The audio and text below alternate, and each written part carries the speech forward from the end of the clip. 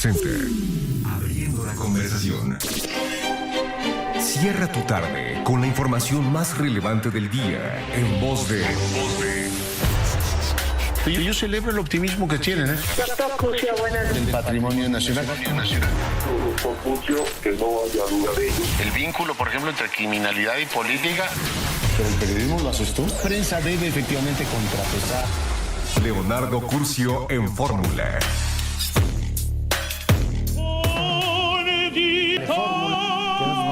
Se enlaza con los trabajos de esta emisión. Agradezco a quienes nos siguen a través de la radio y por supuesto plataformas de internet. Fíjense que secuestraron un barco, los hutíes, eso en la zona ya de Yemen. Nuestra embajada en Arabia Saudita está en contacto precisamente con pues los posibles canales para liberarlos. En este barco hay 2 mexicanos, con lo cual tendríamos, le pido que sume dos posibles, cuatro en este caso compatriotas secuestrados, 2 por Hamas y en este caso 2 por los hutíes. Nos mantenemos pendientes del asunto, cuáles son las vías para la liberación de estos, en este caso secuestrados por los hutíes y por Hamas. Esta mañana la prensa internacional, además fue reactivada por la posición de la Casa Blanca, se habla de que podría ser ya inminente la liberación de un grupo de los rehenes que están en poder de Hamas, pero bueno, ha transcurrido el día sin que tengamos todavía información sobre el particular.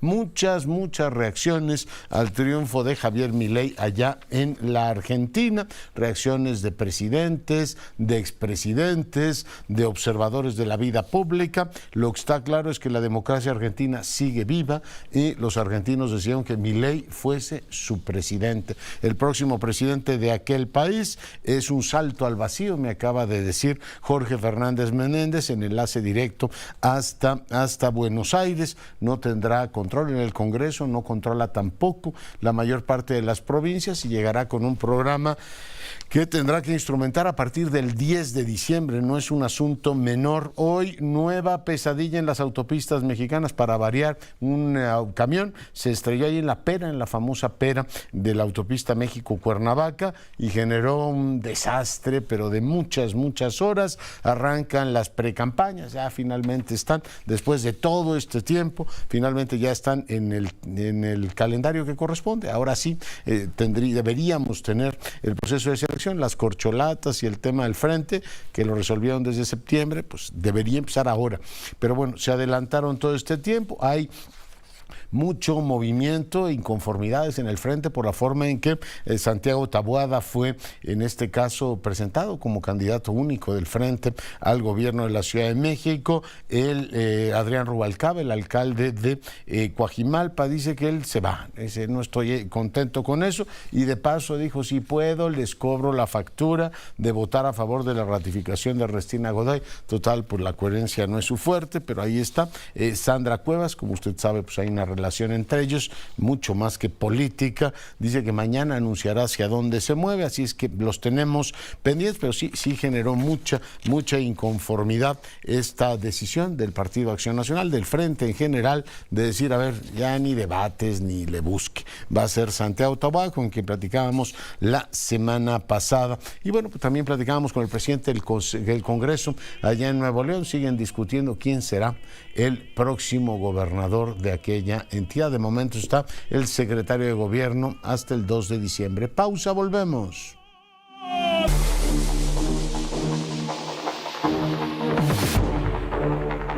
Con la información más relevante del día en voz de Leonardo Curcio en Fórmula.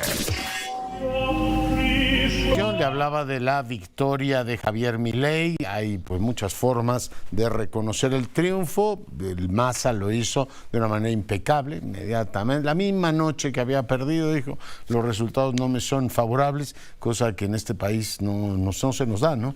Todas las noches electorales, aunque sean las de gobernador, tenemos 3 gobernadores, todo mundo se declara ganador, y así somos en México, ¿no? Y después de que pierden, tienen sexenios años completos diciendo por qué perdieron, a pesar de que después ganaron, ¿no? Pero no hay democracia, aunque yo gane. Bueno, pues no deja de ser una patología muy mexicana, porque en Argentina, ya ve usted, esa misma noche reconoce Massa el triunfo. Anthony Blinken lo felicita, o sea, el secretario de Estado de los Estados Unidos, Guillermo Lasso, Luis Lacalle. Lula no habla directamente de Milei. Optaron en Brasil, como optó la canciller mexicana, por felicitar al pueblo argentino y no directamente a Milei. Gabriel Boric, sí, hoy el pueblo argentino tuvo una importante jornada democrática. Él sí se atrevió a saludar a Milei.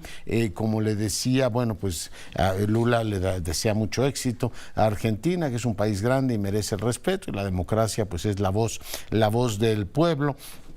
En China Daily, bueno, pues también hablan de la felicitación. Narendra Modi directamente desde la India. Felicito al presidente Milei. Están cerrando. Y más información. Se está oyendo Xóchitl Gálvez. A ver, Israel Aldave, cuéntame dónde estás. ¿Qué tal, Leonardo? Gracias. Muy buenas noches. Nos encontramos en estos momentos en el Poliforum, aquí de la capital del estado de Chihuahua. A mis espaldas, Leonardo, observamos en las imágenes de Cristian Ramírez justamente esto que ya se está convirtiendo en una tradición cada vez que terminan el mitin que encabeza la precandidata presidencial de la oposición, Xóchitl Gálvez. Ese tumulto de gente que observamos, pues es justamente porque ahí Xóchitl Gálvez se toma fotografías, selfies con teléfonos celulares, con todos y cada una de las personas que se le acercan justamente para llevarse esta fotografía del recuerdo. Ha concluido aquí en este centro deportivo de aquí de la capital del estado de Chihuahua, Leonardo, un mitin con simpatizantes de los tres partidos políticos que conforman el Frente Amplio por México, panistas, priistas y perredistas, aunque estos por supuesto muy pocos, pero también muchos ciudadanos. Leonardo, aquí Xóchitl Gálvez, entre otras cosas, dijo que la candidata de En el Frente no mencionó por su nombre a Claudia Sheinbaum, pero sí dijo que ella representa no solamente un retroceso, sino que la transformación simple y sencillamente pues no se va a dar. Antes el Leonardo estuvo en Ciudad Juárez, en la urbe fronteriza, en donde hizo un llamado a los dirigentes tanto del PAN, del PRI y del PRD a que preserven la unidad, que dejen de lado las diferencias que en ningún momento ayudan, dijo Xóchitl Gálvez, a que esta su campaña o su precampaña en estos momentos pues pueda dar resultados. Aquí el llamado. Le quiero pedir a los partidos políticos que salgan a la calle, que salgan a trabajar, que salgan a luchar, que salgan a dar la madre de todas las batallas, porque por eso nos unimos PAN, PRI, PRD, porque lo que nos une es más importante que lo que nos divide. Yo les pido a los partidos políticos que dejemos atrás nuestras diferencias, nuestros enconos del pasado y luchemos por construir un mejor país. Ahí este llamado, Leonardo, por parte de la precandidata presidencial de la oposición. Aquí en este pues último mitin, Leonardo, estuvo acompañada de la gobernadora de la entidad, María Eugenia Campos, y al ritmo de Caballo Dorado. Sí, de Caballo Dorado, Leonardo, como tú lo escuchas, pues estuvo aquí, le compusieron una canción a la propia Xóchitl Gálvez, y junto con la mandataria del estado y también el exgobernador Francisco Barrio, pues bailaron aquí en este mitin que, como te lo comentaba, Leonardo, acaba de concluir. Mañana continúa como parte de su precampaña Xóchitl Gálvez aquí en el estado de Chihuahua, va a estar en el municipio de Cuauhtémoc y hasta el próximo miércoles va a continuar justamente aquí, Leonardo, en este estado de la frontera norte de nuestro país.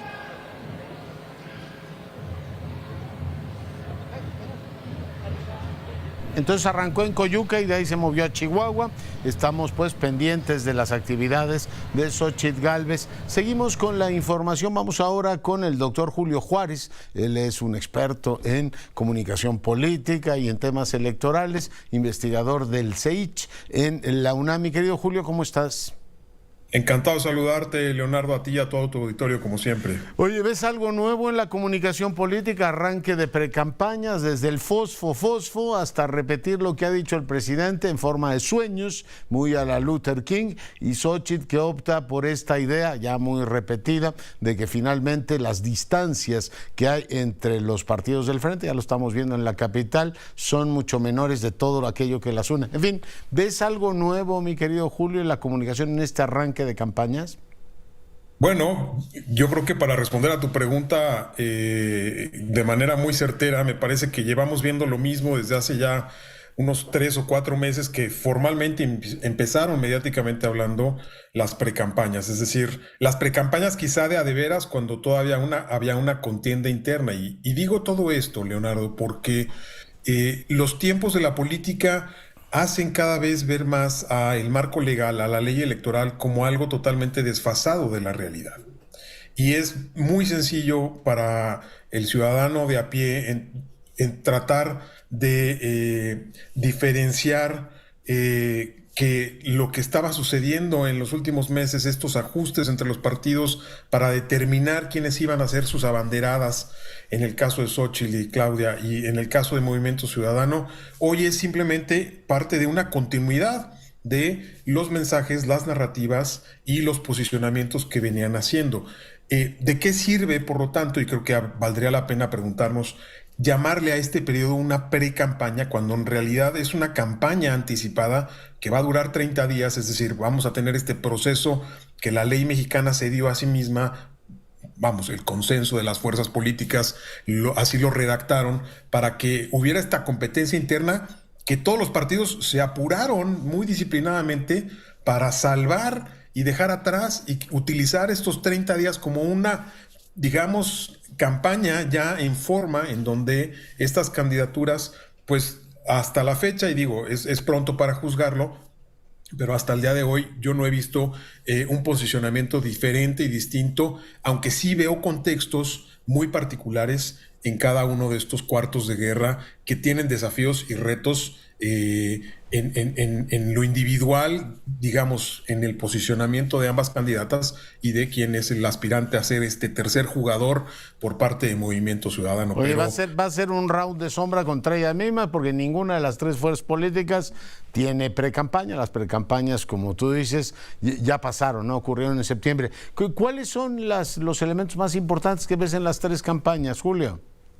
Mira, en el primer caso, el caso de Claudia Sheinbaum, la candidata del gobierno en turno, la candidata del partido gobernante, del partido que lleva una ventaja amplia, me parece que su principal eje argumentativo versa sobre afinar cómo se va a empezar a disociar del discurso presidencial, es decir, en qué momento el traslado ya no, vamos a decir, del bastón de mando, sino del micrófono le va a ser transferido, en qué momento Claudia le va a ganar al propio presidente de la República la voz y el posicionamiento en la agenda mediática de los temas que le vienen bien a su campaña, independientemente de que sea la línea argumentativa del presidente de la República. Creo que su mayor desafío es apropiarse ella de la agenda, y en ese jaloneo creo que su principal adversario paradójicamente va a ser el propio presidente de la República, aunque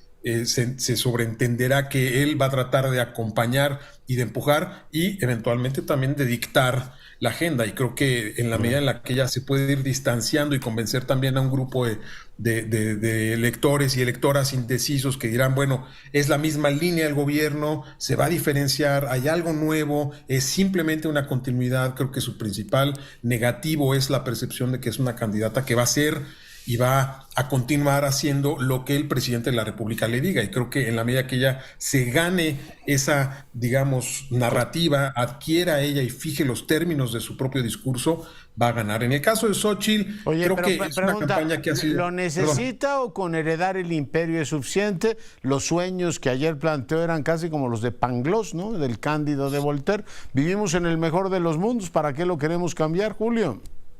No, indudablemente, es decir, ella tiene un impulso y un momentum que tiene que aprovechar. Claramente su equipo va ganando por una amplia ventaja, es muy difícil y para muchos ya sería imposible. Yo me niego a pensar que es así porque las campañas y la democracia precisamente han instalado ya la idea de la incertidumbre en materia electoral y creo que sería para muy buena parte de su equipo ya una estrategia de cuidar esa ventaja, de cuidar esa victoria que está más en ella perder que arrebatarle a alguien más. Pero eso presidente conlleva, como su principal activo. A Xóchitl, el cuarto de guerra de Xóchitl, ¿cómo lo ves? al cuarto de guerra de Xóchitl me parece que no han encontrado todavía una línea argumentativa, una historia convincente. Creo que su campaña sigue siendo el simplemente señalar todas aquellas cosas que están mal con esta administración, con este gobierno, todo aquello que no se ha hecho bien y que evidentemente pues es un elemento importante de tu narrativa, pero que no logra todavía transmitir un proyecto de gobierno claro. Es muy difícil que lo logre, o es muy difícil, o ha sido muy difícil ahora que Xóchitl haya adquirido esta autonomía, esta individualidad y este distintivo que entusiasme, que convoque, que transmita cierto control y sobre todo cierta idea de hacia dónde va esa campaña. Yo leía el tuit que puso ella ahora con la victoria de Milei felicitándole y perdón, pero para una candidata que se dice ser una candidata ciudadana, que aplauda el triunfo de una persona que ni siquiera cree en el mismo concepto de ciudadanía, sino de personas que somos agentes de un mercado en esta visión profundamente perversa, neoliberal y de extrema derecha, creo que es un error gravísimo partir de ese punto. Oye, y querer dar la imagen de una familia bien avenida cuando están peor que los Borgia, ¿no? Acuchillada limpia aquí en la capital de la República, Julio. Bueno, ese es el segundo elemento que ella tiene, que Claudia está resolviendo o su partido está resolviendo de otra manera, ¿no? Y es precisamente cómo se van a resolver todas estas disputas internas por las candidaturas, las de mayor visibilidad, pero no hay que olvidarlo tampoco, Leonardo, todas aquellas que están ahora bajo una mesa de negociación desde las alcaldías hasta las diputaciones federales, locales, las 9 gubernaturas. Es decir, hay un proceso ahí interno de deliberación política muy sensible y que puede tener costos muy altos para la propia Claudia, candidata. como sea, planchó todo. Le faltó en la foto ayer Marcelo Ebrard, pero ahí estaban sonriendo Ricardo Monreal, Adán Augusto, todos en una foto que me cuesta todavía creer que sea la izquierda la que gobierna, porque parece tan priista la foto, pero alineó a todo mundo. Cambio, pues de este lado tenemos a un Rubalcaba que dice que ahora va a votar en favor de la fiscal de la capital por la traición de Alito Moreno, que me sigo preguntando qué aporta el PRI, porque cada tiene menos gente, mi querido Julio. Pues es un poco esta paradoja de la política, es decir, los que menos fichas tienen, más manotazos dan en la mesa, es decir, los que más caro venden su amor son los que menos afecto tienen que dar en términos de rentabilidad electoral, y lo que está viviendo hoy el Frente es precisamente, digo, el PRD ayer salió también a decir que si no se ponen de acuerdo, ellos van a poner a sus propios candidatos y candidatas a nivel Cámara de Diputados, a nivel en las listas plurinominales al Senado, es decir, con qué fichas están negociando y cómo se van a resolver estas disputas en el realpolitik de la marcha, digamos, de conducir este proceso. No han llegado y dicen que van a gobernar en coalición, dice uno, bueno, ya que se están repartiendo los ministerios, va a haber veneno en vez de café en las tazas, pero bueno, así están y esa es la imagen que dan. Finalmente, un minuto te retengo más. Samuel García, el coherente, el hombre que dijo que no saldría de Nuevo León, ahora está pues con un pie en Nuevo León y con otro pie en la campaña. Bueno, yo creo que a Samuel hay que darle un reconocimiento por hacer de la contradicción una línea discursiva muy, muy congruente. Es decir, hoy puede decir una cosa y mañana puede decir exactamente lo contrario y lo puede justificar y puede aventar una frase ahí cotorra para decir que él no se raja y que va para adelante. Ahora estrenó ya un coordinador de campaña, el diputado Maínez. Obviamente, buena parte de su campaña, como lo hizo cuando llegó al gobierno del estado de Nuevo León, fue afincada en su esposa Mariana, que tiene un arrastre y que tiene un impacto importante en redes sociales y que le sirvió muchísimo para llegar a... Se arrancó con ella, ¿no? El Totalmente. primer spot es ella, ¿no? El primer spot es ella, los primeros eventos es ella, regresa este rollo del fosfo, es decir, es una mujer que genera y que tiene además mucho expertise en el tema de redes sociales y del lenguaje digital, y me parece que su campaña o esta precampaña va a estar muy ligada a lo que ella diga o haga, ¿no? Y que él pues, es una especie, comunicacionalmente a veces parecería que es un satélite del eje comunicacional que realmente es ella. Nos asombramos de que los americanos elijan a Trump o que los argentinos a Milei, pero aquí no sé qué decirte cuando dicen lo de fosfo, dirán, oiga, ¿y cómo es que eso dio resultado en un estado tan sofisticado como Nuevo León? Pero esa explicación me la debes para otra entrevista, mi querido Julio, te mando un abrazo. Encantado cuando quieras, Leonardo, un abrazo de vuelta. Gracias, Julio Juárez, investigador del CEICH allá en la UNAM. Hoy, para fortuna nuestra, conversando con usted. Andrea Meraz, adelante. Hola, doctor, muy buenas noches. Pues Samuel García inicia esta precampaña en Monterrey, Nuevo León, y pues ante miles de simpatizantes mesistas, pues aseguró que va a pintar de naranja todo el país y derrotará a lo que llamó la vieja política. Veamos lo que dijo Samuel García. Llevaban 6 meses de ilegales, de corruptos, de aburridos, no llenaban ni un estadio. La diferencia es que no empezamos en cuarto, empezamos en segundo, porque el frente está frito, nadie los quiere, a diferencia de la corcholata que da pura lata, y del frente que ya van para atrás en caída libre. Movimiento Ciudadano tiene los mejores hombres y mujeres. Doctor, y fue acompañado de su esposa Mariana Rodríguez, quien en algunos momentos fue pues también ovacionada por el público, muy querida aquí en la ciudad de Monterrey, y donde Samuel García dice que también pues este cambio va de la mano de la juventud y también de la alegría. Por eso promete que esta precampaña tendrá estos dos elementos y que bueno, sin duda alguna pues veremos también el regreso del fosfo, doctor, pero también pues dice que todos estos logros que tuvo en Monterrey se llevarán a cabo a todo el país. Veamos. Estoy convencido que México necesita un nuevo México, un nuevo comienzo. La pregunta del millón. ¿Queremos cobertura universal para todo México?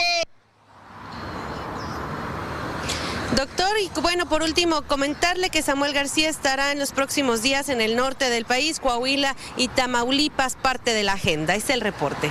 Gracias, y doy la más cordial bienvenida a Ciro Murayama, economista, profesor de la UNAM, ex consejero electoral. Mi querido Ciro, ¿cómo estás? Leonardo, qué gusto estar en tu espacio. Buenas noches. Oye, muy bien, gracias. Dos temas quería plantearte el día de hoy. Uno, este patrón de alternancia que seguimos viendo en toda América Latina del 18 a la fecha, o sea, desde las elecciones mexicanas hasta las argentinas de ayer. A la gente cuando le preguntan dicen que se vayan los que estaban, quiero renovación. Y por otro lado, la enorme simulación de un país como el nuestro, en el cual pues hoy arrancan las precampañas que ya terminaron en septiembre, mi querido Ciro, lo cual es como el mundo al revés. Pero cuéntanos cómo ves los dos temas, Ciro. Pues mira, por un lado, en efecto, lo que estamos viendo es un electorado muy cansado y que cada vez es más experto en el uso de su voto de castigo. Lo vimos ayer en Argentina con un triunfo muy contundente de Milei después de un gobierno con una hiperinflación y con serios problemas económicos y en distintos frentes. Creo que la alternativa pues no era la más sensata. La verdad es que la personalidad y las propuestas de Milei son muy preocupantes, pero lo que es comprensible es el hartazgo, y eso demuestra que en las democracias pues no necesariamente las alternativas son mejores y que siempre se puede ir a peor. Espero que no sea así por Argentina, pero en efecto, como señalas, lo que estamos viendo es un ciclo largo de gobiernos derrotados una y otra vez en los distintos países, y de hecho eso está pasando en México también con alta frecuencia. podemos ver en las 4 elecciones presidenciales en lo que van del siglo, 3 alternancias, en las últimas 58 elecciones a gobernador, 41 alternancias, es decir, 7 de cada 10 elecciones las está ganando la oposición. Es más difícil para un partido retener un cargo que tiene que abandonar el palacio de gobierno respectivo. Así que, pues eso demuestra que la gente está muy insatisfecha con los distintos gobiernos y así lo está expresando en las urnas. Y por lo que hace a las precampañas, pues tienes razón en que estamos en una situación muy anticlimática porque todo mundo conoce quiénes van a ser los actores y en este caso las candidatas de las 2 principales fuerzas políticas, de las 2 coaliciones, e incluso el Movimiento Ciudadano, pues no se espera ninguna sorpresa. Ya empezaron hoy formalmente las precampañas, pero desde antes se habían dado actos de campaña, procesos internos a través de encuestas, en fin, que determinaron esas candidaturas, así que estamos un poco dejando atrás la simulación, aunque hay que dejar subrayado que se trató de una violación a la ley y que las autoridades ante ese desafío pues no pudieron frenar la desobediencia a la ley de tirios y troyanos, y creo que esa es una mancha en el inicio del proceso electoral, el bajo compromiso con la ley que tienen los distintos actores políticos. Esperemos que eso no se acentúe, porque un partido que empieza con infracciones pues puede acabar mal. El problema es que aquí el más limpio tiene sarna. Preguntarte, en teoría no debería haber precampaña, pues hay precandidatas únicas, ¿no? Es decir, oiga, pues ya ganó, espérese a que empiecen las campañas, ¿no? Entonces, sí, un round de sombra, compiten contra ellas mismas. En realidad, las precampañas en el papel son los procesos de competencia al interior de los partidos, no entre los partidos. Lo que vamos a ver son miles y miles de spots, los vamos a ver y a oír, no se podrán atacar directamente entre ellas o ellos, está también el caso del Movimiento Ciudadano, hacia sus adversarios de otros partidos, no van a poder pedir abiertamente el voto, pero va a ser pues ya un despliegue de campaña sin ninguna incógnita del resultado al interior, y pues simplemente es un capítulo adelantado de las campañas que en realidad empezarán después hasta marzo. Algo interesante es que estas precampañas terminan por ley el 18 de enero y vamos a tener un mes y medio con candidatos después de las precampañas que en el papel no pueden hacer campaña y seguramente la van a seguir haciendo, aunque disfrazada. Es parte de esta simulación que tenemos y de esta distancia entre las leyes y su cumplimiento. Sí, sí. Oye, y mientras tanto, dinero que no necesariamente se reporta, y bueno, tenemos una paradoja, no hay mucho dinero público para hacer política legítima, pero parece que los partidos se obstinan en hacer política debajo de la mesa. Finalmente te quiero preguntar, así ya lo platicaremos en otro momento con más profundidad, pero ¿cómo se llama? Como este deterioro de la deliberación pública. En los 90 el profesor Sartori, mi querido Ciro, nos advertía sobre el homo videns y decía que la televisión empobrecía el debate político porque nos remitía imágenes. Me encantaría hablar con Sartori y preguntarle qué opina de la tiktokización de la política, donde parece que ese es el instrumento en el cual, lo publican en los Estados Unidos, pero ocurre en prácticamente todas las democracias, la gente se informa por TikTok de la vida política.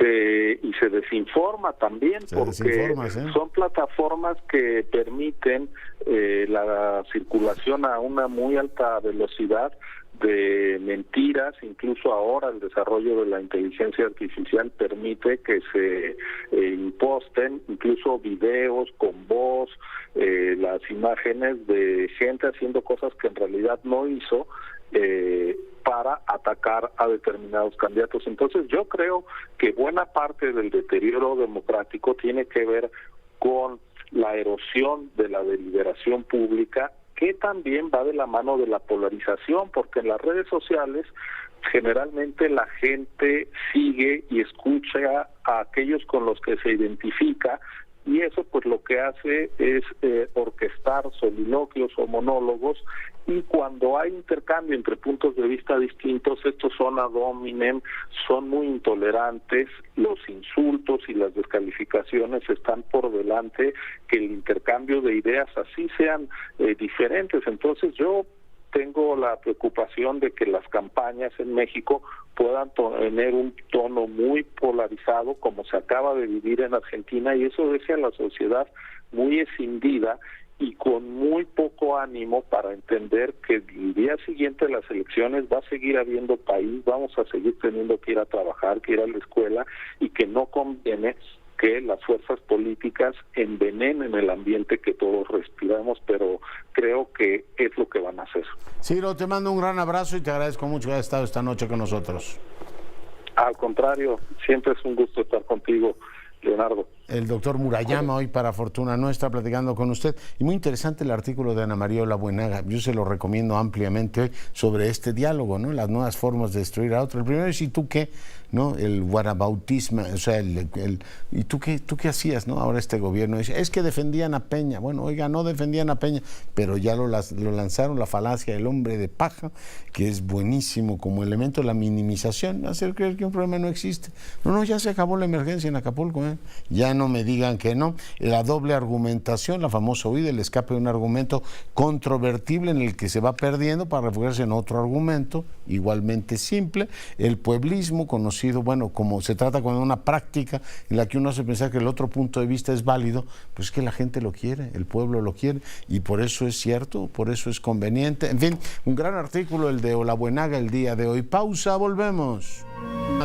Leo que delincuentes bloquearon la Reynosa San Fernando, obligaron a choferes de camiones a tirar combustible tras exigir directamente el pago de cuota. También, bueno, pues le comento lo que está ocurriendo en la zona allá de Jalisco, en Los Altos, donde la tensión es, por supuesto, pues muy alta. Mataron a 3 militares ayer allá en Teocaltiche. Vamos a ver a continuación el video que está ya circulando de cómo los, en este caso, raptores de este barco, cómo toman directamente la embarcación, y a partir de ahí tenemos el rapto de varias personas, incluidos 2 nacionales. Aquí está cómo bajan. Tenemos desde la llegada del helicóptero, podemos empezar el video cómo bajan. Y bueno, pues aparecen ahí efectivamente en el barco, ahí los tiene la llegada. Las imágenes, usted que nos sigue a través de la radio, está el helicóptero aproximándose al carguero. Esto está ocurriendo efectivamente en el Mar Rojo, y bueno, pues lo que ha sido frecuente en los últimos tiempos, historias de piratería, literalmente, así abordar barcos, está ocurriendo. Ahí tiene usted las imágenes de precisamente esta toma hostil del barco. Bueno, nos mantenemos pendientes de lo que la autoridad nacional diga sobre las negociaciones para liberar a estos 2 compatriotas. Hay 25 marineros en esa embarcación. Liliana Sámano, te saludo, buenas noches. Doctor Curcio, muy buenas noches, y a la audiencia, para comentar que en Cuernavaca, Morelos, en los primeros minutos de este lunes se vivieron horas violentas porque policías municipales atendieron un llamado de auxilio en la colonia Altavista, cuando se dieron cuenta que hombres armados a bordo de 2 camionetas y 2 motocicletas estaban atentando contra la vida de una persona. En el lugar dejaron sin vida a un hombre y lesionado a otro más. Iniciaron una persecución por la colonia Altavista Carolina hasta llegar a Tlaltenango, donde finalmente los presuntos delincuentes atacaron a los policías reaccionaron, todos los hombres armados de ambas camionetas y motocicletas superaban a los elementos policíacos de patrulla, se pidieron refuerzos, se inició esta balacera o ataque para dejar como saldo 5 presuntos delincuentes muertos más 2 policías más, y desde luego en otra de las camionetas un presunto delincuente más, para dar un total de 9 personas sin vida por este enfrentamiento. De acuerdo con la secretaria de Protección y Auxilio Ciudadano de Cuernavaca, pues va a dar todo el respaldo a los elementos que cayeron en cumplimiento de su deber, mientras que el alcalde de la ciudad, José Luis Uriostegui Salgado, dijo que llegaron tarde los elementos de la Policía Estatal y de la Guardia Nacional, a pesar de que esta persecución y enfrentamiento se prolongó por más de 30 minutos en colonias que están en esta zona a la parte norte de Cuernavaca. Doctor Curcio, esto fue lo que ocurrió en los primeros minutos de este lunes. Muy bien, pues te agradezco mucho el reporte, Liliana, una situación muy tensa. Y bueno, pues Guadalajara se prepara para la Feria Internacional del Libro. De hecho, llegó a México hoy, llegó ayer Dacia Maraini, que es la escritora italiana, que viene como invitada a la feria, invitada especial. Ella, pues con frecuencia es citada como una de las candidatas al premio Nobel, probablemente tenga esa fortuna. Hace mucho que una mujer que escribe en lengua italiana no gana el Nobel, pero la tenemos en México y ha dicho que en tiempos en los que la violencia y la venganza son moneda de cambio en el mundo, la literatura puede ser un refugio. Ella ha escrito novela, ha escrito poesía y ha escrito también guiones para el cine, ¿no? Algunas de las películas emblemáticas ha sido esa famosa novela de Alberto Moravia, El amor conyugal. En fin, una mujer extraordinaria, Dacia Maraini, y que está, para fortuna nuestra, en el país. Y bueno, estará representando, usted sabe, el viernes que platicábamos con el embajador europeo. La Feria Internacional del Libro tiene a la Unión Europea como invitada, y este exponente de las letras italianas pues es una de las más emblemáticas, una presencia de enorme relevancia en la vida cultural de este país. Voy ahora contigo, Hiram Espinosa, adelante. ¿Cómo está, doctor? Muy buenas noches. En efecto, será la edición número 37 de la Feria Internacional del Libro, que además también estará dedicada a su fundador, Raúl Padilla López, que falleció este mismo año. Como siempre, comenzará el último fin de semana de noviembre, el día 25 de noviembre, y culminará el día 3 de diciembre. Se espera una gran cantidad de, por supuesto, presentaciones de libros y, por supuesto, muy nutrida en cuanto a invitados vinculados directamente todos a la gran mayoría a la Unión Europea, por ser la región invitada, en este caso, de las pocas ferias internacionales del libro que no invita en particular a una nación en específico. Aquí digamos que lo abre a todo el que forma parte pues de esta Unión Europea, doctor. Muy bien. ¿Qué más tenemos, Hiram? Bueno, y en temas también vinculados a la seguridad o la inseguridad, en otros temas, decirle que el fin de semana, ayer para ser preciso, pegado a la frontera con Zacatecas, en Teocaltiche, Jalisco, se registró un enfrentamiento, directamente una agresión previa pues hacia elementos del ejército mexicano, y ahí es cuando pierden la vida 3 de estos, un evento que fue confirmado horas más tarde por el propio coordinador del Gabinete de Seguridad, Ricardo Sánchez Berúben, y que pues informaba que las indagatorias le van a corresponder en entero, así lo había dispuesto la propia Fiscalía General de la República, a la espera de que si algo necesitaran de la Fiscalía de Jalisco, también por supuesto participarían. Esto obligó, obviamente, me refiero, la agresión a una intensa movilización en aquella zona, pegadita a Zacatecas, también a Aguascalientes, y de hecho ambos gobiernos reaccionaron diciendo que van a tomar previsiones, por así decirlo, en sus fronteras con el estado de Jalisco. Curioso pues, porque en meses atrás, años atrás, era Jalisco quien brindaba las fronteras hacia Zacatecas, principalmente por hechos violentos, y ahora ocurre justo al revés, doctor. Muy bien, pues te agradezco mucho el reporte. Muy buenas noches. Y para que vea cómo se va calentando la frontera norte, dice Donald Trump que su propósito, si gana las elecciones, y tiene muchas probabilidades de hacerlo, lo lamento decir esto hoy, que es cumpleaños de Joe Biden, pero así están las encuestas, es detener la invasión en la frontera sur, invasión lo llama, y emprender la mayor deportación de la historia de los Estados Unidos. Eso es lo que promete, y bueno, pues todos son argumentos que suenan a música celestial en los Estados Unidos. Muchos sectores están pues creyendo en todas estas propuestas. En el pasado ha cumplido algunas de ellas con un nivel de intransigencia fuerte, la creación de esta polarización, culpar, los mexicanos tienen la culpa de esto, la migración es intolerable cuando es uno de los factores que le da competitividad a la economía norteamericana. Pero eso es lo que declaró Trump, eso es lo que viene el año próximo, no perdamos de vista ese punto. María Marván, doctora, ¿cómo estás? Buenas noches. Buenas noches, muchas gracias, Leonardo. Buenas noches a ti y a tu auditorio. ¿Qué tema abordamos esta semana, doctora? Pues mira, el día de hoy empiezan las precampañas formalmente y legalmente. En realidad termina un largo periodo de ilegalidad en el que se adelantaron 6 de los 7 partidos que tienen registro en nuestro país. Las candidatas están predefinidas desde el mes de septiembre. Pero creo que vale la pena de cualquier manera recordar y pensar que nuestra ley tiene una serie de restricciones y de prohibiciones que seguramente pasando el proceso electoral 2024 tendremos que revisar porque verdaderamente ya no hacen sentido. Los tiempos que marcan las leyes se fueron ignorados, no solamente por las precandidatas y los partidos que les apoyan, sino que la propia autoridad electoral, tanto la autoridad administrativa como el Tribunal Electoral, justificaron maneras de darles la vuelta. Eso nos lleva a un problema que debe preocuparnos y es qué tantas violaciones a la ley se van a permitir en todo este proceso.